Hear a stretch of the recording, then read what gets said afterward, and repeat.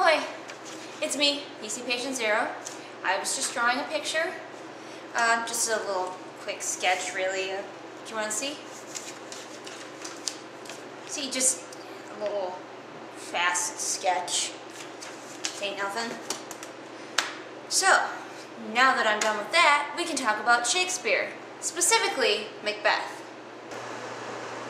Now, the first thing you might notice with glee is that I have neck thingy back. He was in my bedroom, hiding behind my tape player. So, but here he is, he's back. Also, you might notice that I don't have any of my makeup today, so I apologize for the unevenness of my skin tone. I'm only going to do a short scene today, so it's probably alright, but my mother has my makeup in her van, and I know, shocked. First you find out I have a husband, then you find out I have a mother. Your minds are probably completely blown. So before anything else happens, we should probably read some Macbeth. The scene we're doing is Act 3, Scene 5, which is when we get to see the three witches again, for the first time since a lot earlier in the play. Sorry if that was really noisy, the heater was just on. And the witches are about to meet up with Hecate, who is like their goddess, their queen, and she's not really very happy with them. So let's look at the scene and we'll kind of read it a little at a time, because all it really is just the meeting between them. The first witch says, "Why, how now, Hecate? You look angrily. What's the matter, Hecate? You pissed?" And Hecate is pissed. She's going to explain. "Have I not reason, bedlams as you are?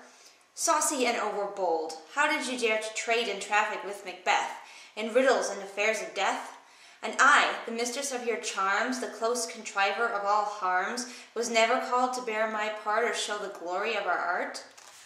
So she's mad because they went and did this thing with Macbeth, and they didn't invite her. She's like, why didn't you bring me? I'm like the champion of being awesome, because champion of being awesome totally makes sense. "And which is worse, all you have done hath been but for a wayward son, spiteful and wrathful, who, as others do, loves for his own ends, not for you." So she's like, and you did all this stuff without inviting me to some guy who's just like everyone else. He's mean and spiteful and does things for himself, not for anybody else, especially not you. "But make amends now. Get you gone, and at the pit of Acheron meet me in the morning. Thither he will come to know his destiny. Your vessels and your spells provide, your charms and everything beside." So she's telling them that Macbeth is going to come visit them, and they should go visit him and bring all of their spells and stuff. "I am for the air. This night I'll spend unto a dismal and fatal end. Great business must be wrought ere noon. Upon the corner of the moon there hangs a vaporous drop profound.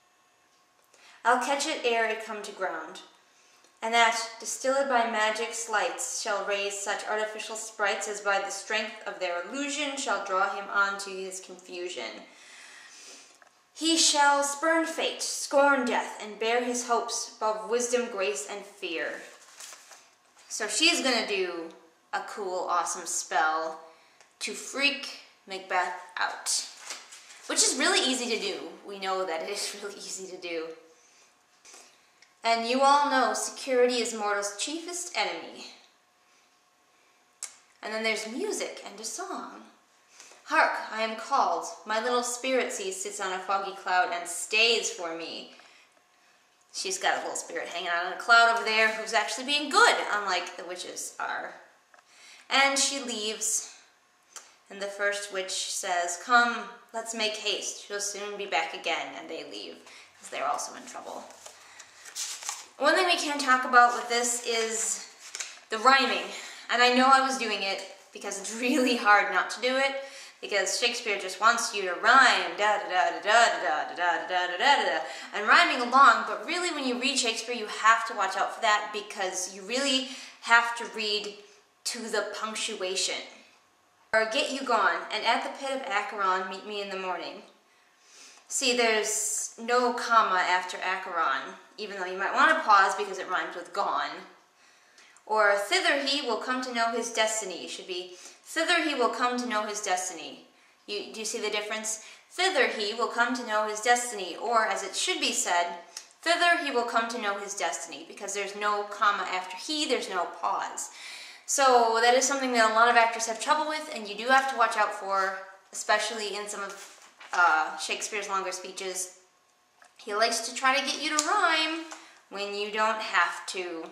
And then you start to fall into this cadence of rhyming, and then the audience falls asleep. So I hope that was at least slightly informative for everyone. Sorry this was kind of a short episode, but like I said, normally I don't even wear makeup at all, but I don't like to do it without the makeup because it's harder to see my features. So, yeah. This has been a PCPatientZero production. Thanks for watching.